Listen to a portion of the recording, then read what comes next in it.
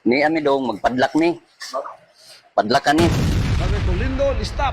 Stop. Tatlong grupo sa Mindanao ang naging sentro ng kontrobersiya matapos umani ng malaking atensyon dahil sa kanilang mga lider, paniniwala at mga kilos na kinwestiyon ng mga otoridad.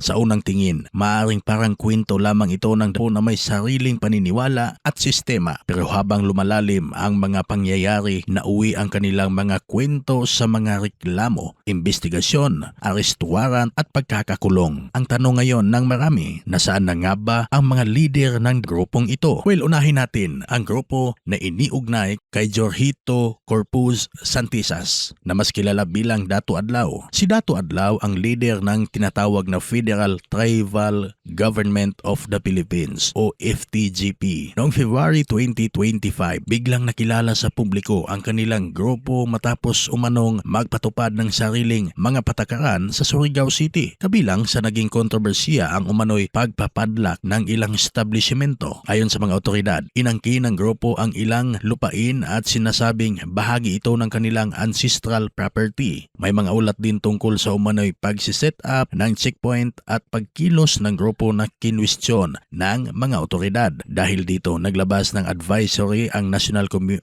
Commission on Indigenous Peoples o NCIP at sinabi nitong ang FTGP ay hindi isang rehistradong Indigenous Peoples Organization sa kanilang record. Noong January 28, 2025, nagsampa naman ang pulisya ng iba't ibang reklamo laban sa ilang leader ng grupo kabilang dito ang malicious mischief, alarm and scandal, grave coercion, usurpation of authority, physical injuries, serious illegal detention, grave threats, cyber libel at mga paglabag na may kaugnayan sa Cybercrime Prevention Act. At noong February 20, 2025, dumating ang pinakamalaking operasyon. Inaresto ng mga otoridad si Dato Adlaw at iba pang miyembro ng grupo sa Barangay Sabang, Surigao City. Ayon pa sa report, 21 miyembro ng FTGP ang naaresto sa operasyon, kabilang sina Dato Adlaw, Bae Lourdes Infante at Esther Hilarion Santisas. Ang warrant na unang ipinatupad laban sa kanila ay para sa kasong usurpation of authority at dito na bago ang kwento ni Dato Adlaw. Mula sa pagiging leader ng isang grupong nagsasabing mayroon silang sariling otoridad, napunta siya sa kustudiya ng gobyerno. Pero hindi doon natapos ang mga kasong kinaharap niya. At ito ang mahalagang update na dapat malaman ng mga manonood. Noong June 14, 2025 habang nakakulong si Dato Adlaw sa Surigao City Jail, isinerve naman ang panibagong warrant mula sa Regional Trial Court Branch 29.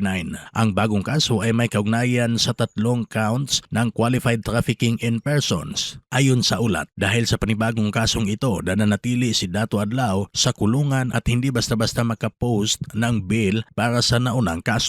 Dagdag pa sa ulat, no bail recommendation at ang warrant ay naihatid kay Santisas habang nasa kustudiya siya ng Bureau of Jail Management and Penology o BJMP sa Surigao City Jail. Kaya kung ang tanong ay nasaan nga ba si Dato Adlaw at ang kaniyang mga kasama, sila ay nasa kustudiya ng BJMP sa Surigao City Jail, kaugnay ng trafficking case. Samantala, ibang kwento naman ang bumalot sa pangalan ni J. Renz Kilario o mas kilala bilang Senior Aguila. Si Kilario ang leader ng Socorro Bayanihan Services Incorporation o SBSI sa Socorro, Surigao del Norte noong 2023. Naging pambansang usapin ang SBSI matapos lumutang ang mga aligasyon mula sa mga dating miyembro at umano'y mga biktima. Kabilang ang aligasyon ng forced marriage, child labor, child abuse, human trafficking, sexual abuse at iba pang umano'y gawain sa loob ng kanilang komunidad.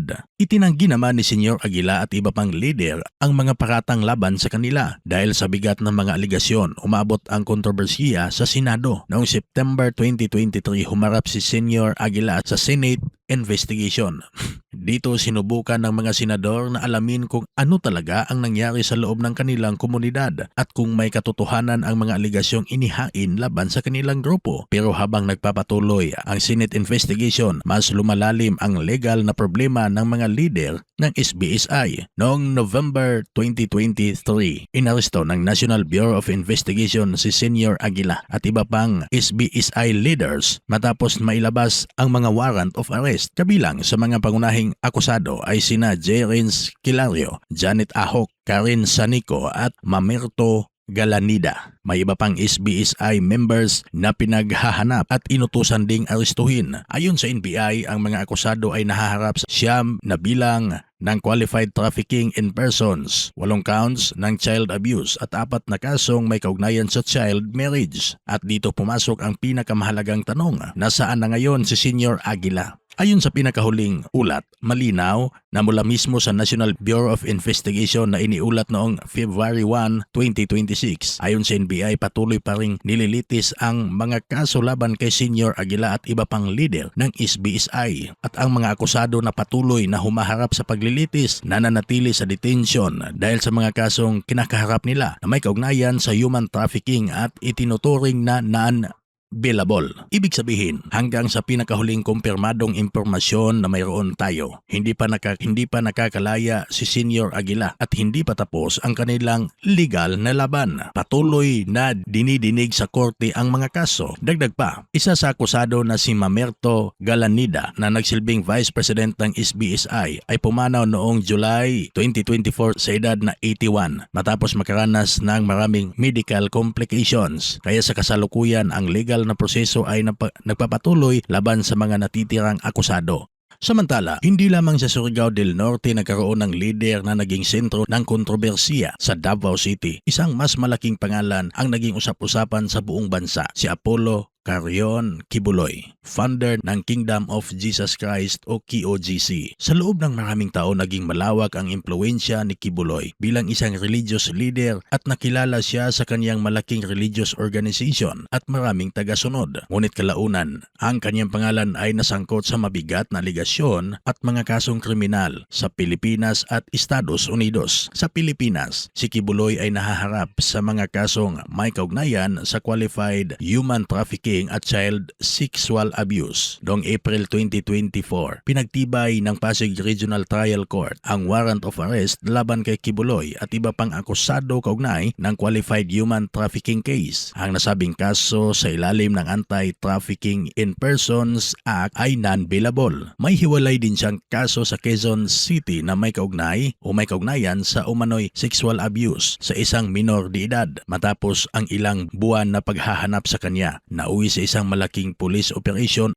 noong September 8, 2024. Naaresto si Kibuloy sa KOJC compound sa Davao City. Mula sa Davao, dinala siya sa Metro Manila upang harapin ang mga kasong isinampa laban sa kanya. Kinabukasan, inutos ng Quezon City Regional Trial Court ang kanyang paglipat sa New Quezon City Jail, habang ang Pasig Court naman ay nag-utos na manatili siya sa kustudiya kaugnay ng human trafficking case. At mula noon, hindi na nakalaya si Kibuloy habang nagpapatuloy ang kanyang mga kaso. Pero hindi lamang sa Pilipinas nagtatapos ang kanyang problema. Sa Estados Unidos, matagal na rin siyang nahaharap sa federal charges. Kabilang sa mga kasong isinampa laban sa kanya sa Amerika ang mga aligasyong sex trafficking, conspiracy, fraud at bakas smuggling. Itinanggi ni Kibuloy ang mga aligasyon laban sa kanya. At ngayon, August 2026, muling naging malaking balita ang pangalan niya. Ayon sa mga ulat, noong August 6, formal nang humiling ang United States government ng extradition ni Apollo Kibuloy mula sa Pilipinas. Ang kahilingan ay ipinasa ng Department of Foreign Affairs sa Department of Justice at kailangan pa ring dumaan sa proseso ng mga korte sa Pilipinas bago maisakatuparan ang anumang extradition. Ibig sabihin, habang nililitis pa siya sa Pilipinas, may panibagong legal na hamon na ngayon ang kinakaharap ni Kibuloy mula sa Estados Unidos. At nasaan na nga ba siya ngayon?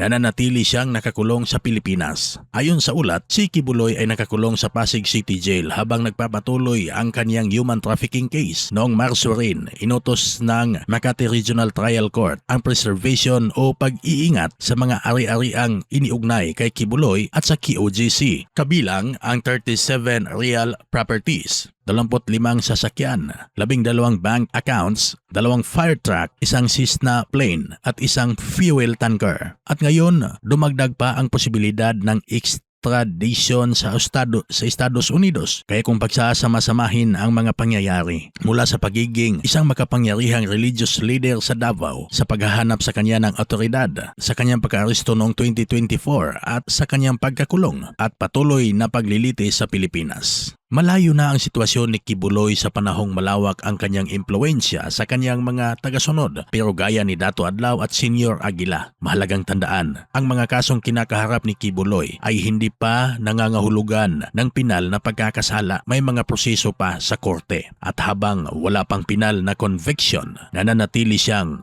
akusado. Tatlong magkakaibang grupo at tatlong kwentong nagkaroon ng malaking epekto sa kanilang mga tagasunod at sa buong bansa. Ngunit sa huli, iisa ang kanilang kinakaharap, ang proseso ng batas. At kung ano ang magiging resulta ng kanilang mga kaso, ang korte pa rin ang may huling salita. Ikaw, anong masasabi mo sa video natin ngayon? Pwede ka mag-comment sa comment section. Huwag kalimutang i-like, i-follow at i-subscribe ang artikulo. Maraming salamat.